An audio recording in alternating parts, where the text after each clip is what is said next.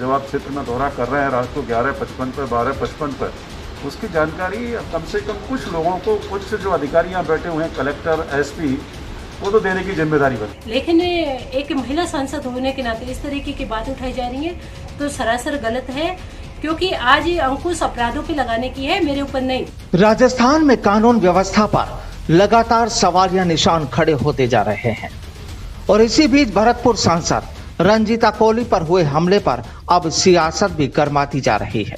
भरतपुर सांसद और भरतपुर विधायक अब एक दूसरे के आमने सामने हैं। गहलोत कैबिनेट के मंत्री और भरतपुर विधायक ने सांसद रंजीता कोली के दौरे पर सवाल उठा दिए। सुभाष गर्ग ने कहा कि अगर सांसद महोदया कहीं दौरा करती है तो उन्हें खबर देनी चाहिए।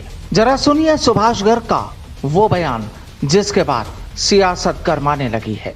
देखिए, एमपी पे भी जो हुआ उसकी भी बिल्कुल इंक्वायरी जारी है और मैं ये कह सकता हूँ कि बिल्कुल दूध का दूध पानी का पानी कर दिया जाएगा। क्या मामला है, किस तरह से है, लेकिन जिस तरह से एमपी साहब के हमले को लेकर को जो राजनीति की गई, मैं उसको जरा उचित नहीं मानता हूँ। कई बार ऐसी घटनाएं हो जाती हैं, लेकिन मैं ये कहता हूँ एमपी साहब की भी थोड़ी सी गलती रही थी। जब आप क्षेत्र में दौरा कर रहे हैं रात को 11:55 पर 12:55 पर, उसकी जानकारी कम से कम कुछ लोगों को, कुछ जो अधिकारी यहाँ बैठे हुए हैं, कलेक्टर, एसपी, वो तो देने की जिम्मेदारी बनती है। आज मैं भी जाता हूँ तो उससे पहले बता देता हूँ, भाई मैं इस क्षेत्र में जा रहा हूँ, यहाँ है। आप सीएससी पीएससी जाइए, उनके अधिकारियों को मत बताइए आप सरप्राइज विजिट करना चाहते हैं। लेकिन सुरक्षा के दृष्टिकोण से ये ज़रूरी होता है, वैसे भी ये प्रोटोकॉल है, गाइडलाइंस है कि आप किसी क्षेत्र में जा रहे हैं तो उससे पहले कम से कम उस क्षेत्र के एसएचओ को तो बता दिया जाए। मंत्री गर्ग के आरोपों पर पलटवार करने में अब रंजीता कोली ने भी देर नहीं लगाई। कोली ने गर्ग को नसीहत देते हुए कहा कि वो मेरे पर अंकुश न लगाए।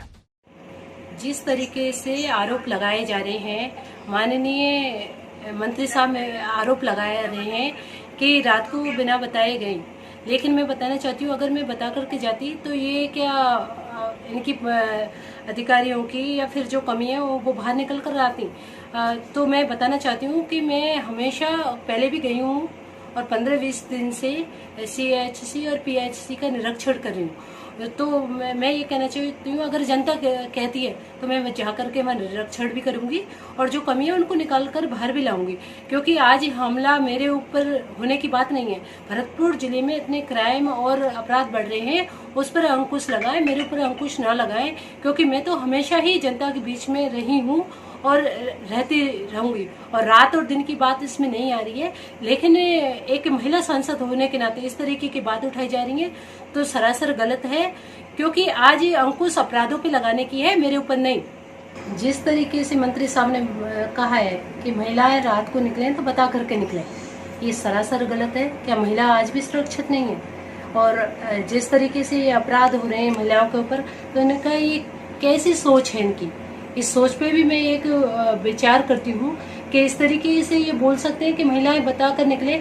मेरा दायित्व है मेरी जनता के बीच में जाना, तो मैं जाऊंगी और डेली ही जाऊंगी। इस हमले से मेरे ऊपर कोई फर्क नहीं पड़ने वाला, क्योंकि जनता जहाँ बुलाएगी, क्योंकि मैं हमेशा जनता के बीच में रही हूँ और जनता के लिए ही समर्पित हूँ।